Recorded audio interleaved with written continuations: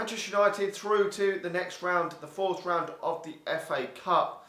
Now, I'm satisfied with that win for Manchester United. Any win in the FA Cup is pleasing for me. The FA Cup being a one-off knockout competition, and okay, we've had to do a second game because we drew the first one, but anything can happen. I mean, if you play absolute dog shit and win, nobody gives a fuck because people only remember whoever gets through the tie. And we haven't played great over the two games, but we've got through. By hook or by crook, we've managed to get through, and that is the most important thing.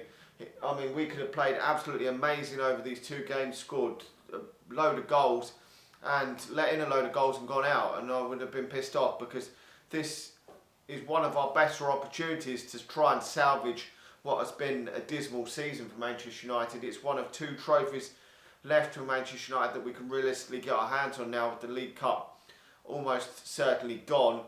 The Europa League and the FA Cup are Manchester United's last chance of salvaging the season. If we don't win any silverware, it will be a dreadful season.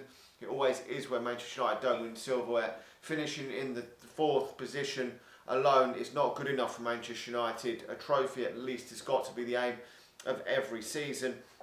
And I believe the Europa League is probably Manchester United's realistically the best opportunity Manchester United have got of winning a trophy, because you look back to when Mourinho won the Europa League, we didn't have to, I know we stumbled to win it and we were very fortunate to win it, but we didn't have to play the top tier teams in European football. And alright, we do have some tough teams in it. I mean, if we get the luck of the draw and teams don't take it very seriously, other teams don't take it seriously, then it might not be as difficult as the FA Cup, because you look who's left in this FA Cup now.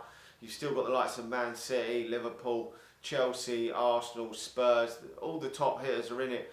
And yes, we're beating them on given days. The majority of them teams keep doing it. It's hard for this Manchester United team. We're not good enough. We really are not good enough. And that was shown against Manchester City the other week, that yes, in a one-off game we can match ourselves against them, but we're just too inconsistent. And you'd probably have to beat two or three of the big hitters to win this competition.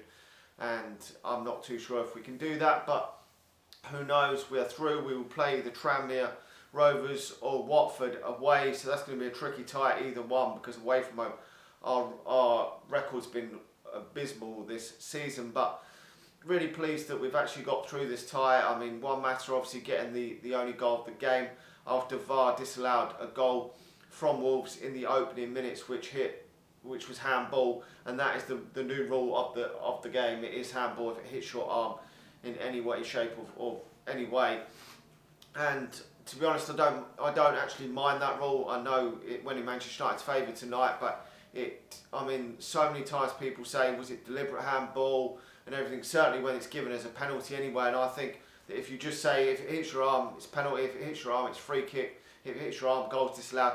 Then it clarifies what the rule actually is, because very few players actually go out their way to handball it deliberately, do they? I mean, very, very few want to give away a free kick, a penalty, whatever not, and so it just gives it clarification that it is handball. That was handball, and VAR saw it and disallowed it.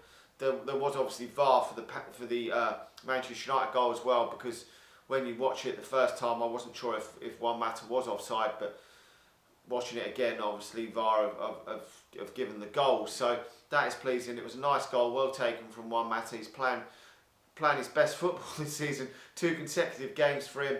I was pleased when I saw him in the starting lineup, because, to be honest, even though I didn't think he would be able to get away with playing 2 games in quick succession like that.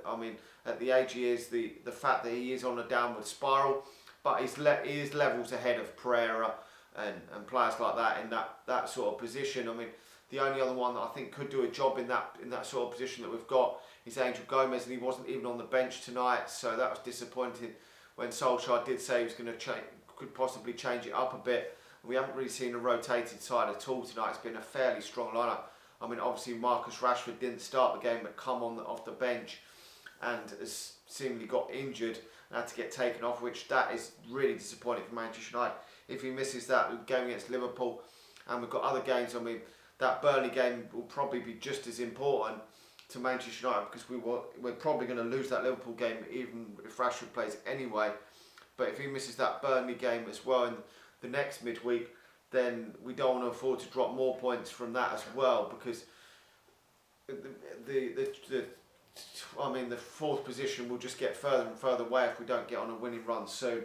I don't think we will get in it anyway, but we've got to get that consistency under our belt. But difficult game against Wolves.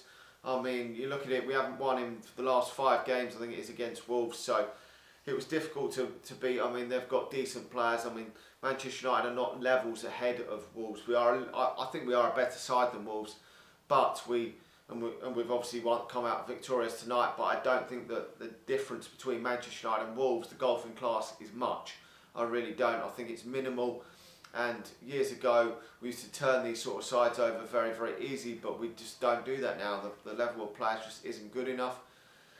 But hopefully better things will come over the next few months. I don't know, we'll see where things go, but we'll just have to wait and see who we get. Hopefully it is Tranmere, because I don't think Watford took the first game too serious against Tranmere Rovers, and I don't think they're too bothered with the fact they want to stay up in the Premier League, and it would be on paper an easier tie against Tranmere, and we may be able to rotate the side a little bit more than if it's Watford, but Watford may choose to put out a weakened side if they do get through against Tranmere against us as well. So it's a toss-up between one of them two, but we don't know the outcome of that tie for about I think it's about 3 days before the next round, so it's going to be a mystery to us who we get, but at least we're in that next round. You never want to go out. I know people were saying, oh, sooner Manchester United have gone out the FA Cup and had to put up with replay. Fuck you. This is Manchester United. I'd never want Manchester United to lose. If you're a Manchester United fan, you should never want Manchester United to go out of anything.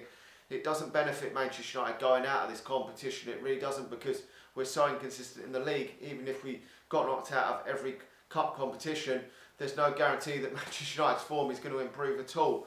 I really don't see it. The players that are out injured are long term pretty much, apart from Rashford. That's the only stumbling block of tonight, and Solskjaer decided to bring him on. It was a risk maybe, but he needed the goal to get us to get through the tie, and he chose to do it, and maybe it did backfire, but you've got to take gambles in football. Anyway, let me know your thoughts on the game. For me, he was man of the match, one matter. Like the video, subscribe to the channel if you're new, and I'll talk to you all again soon. See ya.